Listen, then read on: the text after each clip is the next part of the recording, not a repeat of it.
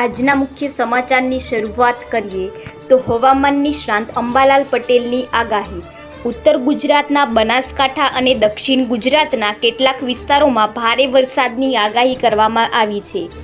8 થી 14 જુલાઈમાં રાજ્યના મોટાભાગના વિસ્તારોમાં ગાજવીજ સાથે અતિભારે વરસાદ પડવાની શક્યતા। અષાઢી બીજના દિવસે રાજ્યમાં અનેક વિસ્તારોમાં વરસાદી માહોલ જોવા મળ્યો હતો। 14 થી 22 તારીખમાં સમગ્ર રાજ્યમાં વરસાદ પડવાની આગાહી અંબાલાલ પટેલ દ્વારા કરવામાં આવી છે। મિત્રો, બીજા મુખ્ય સમાચારની વાત કરીએ તો બાળકોના આધાર કાર્ડને લઈને મહત્વનો નિર્ણય। બાળકોના આધાર કાર્ડના આધારે જન્મ પ્રમાણપત્ર માટે આરોગ્ય, તબીબી સેવાઓ અને તબીબી શિક્ષણ વિભાગનો નિર્ણય। નામમાં ફેરફાર કરવા કોઈ એફિડેવિટની જરૂર નથી। બાળકોના આધાર પ્રમાણે જન્મ પ્રમાણપત્રમાં ફેરફાર માટે માત્ર અરજી મેળવવાની રહેશે।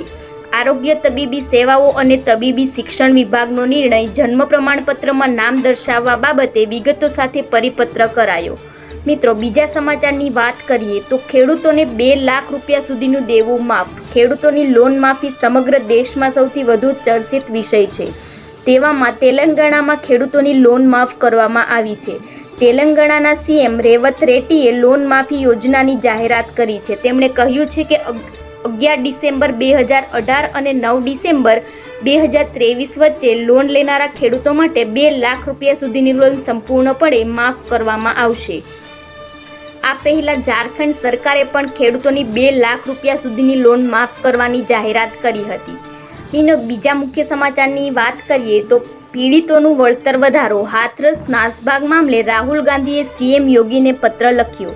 હાથરસમાં નાસભાગની દુર્ઘટનામાં અસરગ્રસ્તોના પરિવારોને મળ્યા પછી તેમના દુઃખની લાગણી અનુભવ્યા અને તેમની સમસ્યાઓ વિશે જાણ્યા પછી રાહુલ ગાંધીએ ઉત્તર પ્રદેશના મુખ્યપ્રધાન યોગી આદિત્યનાથને પત્ર દ્વારા જાણ કરી છે। તેમણે કહ્યું છે કે મુખ્યમંત્રીને વળતરની રકમમાં વધારો કરવા અને શોકગ્રસ્ત પરિવારોને વહેલી તકે આપવા વિનંતી કરી છે। તેઓએ દુઃખની આ ઘડીમાં અમારી સામૂહિક સંવેદના અને સમર્થનની જરૂર છે તેવું કહ્યું છે।